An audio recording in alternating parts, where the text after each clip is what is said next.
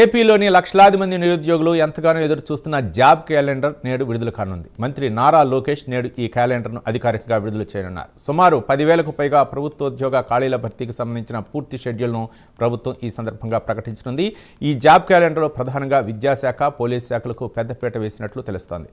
సుదీర్ఘకాలంగా ఎదురు చూస్తున్న DSC, junior lecturer పోస్టుల కోసం 3,000 ఖాళీలను కేటాయించారు. అలాగే ఉన్నత విద్యను బలోపేతం చేసే దిశగా వివిధ యూనివర్సిటీల్లో ఖాళీగా ఉన్న 1,500 అధ్యాపక పోస్టులు కూడా ఈ విడతలోనే భర్తీ చేయనున్నారు.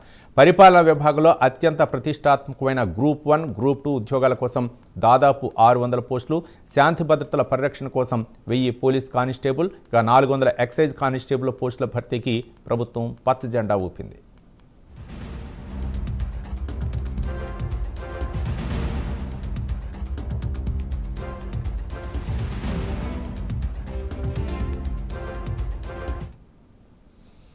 నోటిఫికేషన్ విడుదల నుండి పరీక్షల నిర్వహణ, ఫలితాల వెల్లడి, నియామక ప్రక్రియ ముగిసే వరకు ప్రతి దశకు ఈ క్యాలెండర్లో స్పష్టమైన గడువులను నిర్ణయించారు. దీనివల్ల అభ్యర్థులు ఎటువంటి గందరగోళం లేకుండా తమ ప్రిపరేషన్ను ప్రణాళికాబద్ధంగా కొనసాగించే వీలు కలుగుతుంది. మంత్రి లోకేష్ ఈ క్యాలెండర్ను విడుదల చేసిన వెంటనే అభ్యర్థులు అధికారిక వెబ్సైట్ ద్వారా పూర్తి వివరాలను తెలుసుకోవచ్చు. ఉగాది పండుగ రోజునే నిరుద్యోగ యువతకు మంచి శుభవార్త అందించనుంది ఏపీ ప్రభుత్వం.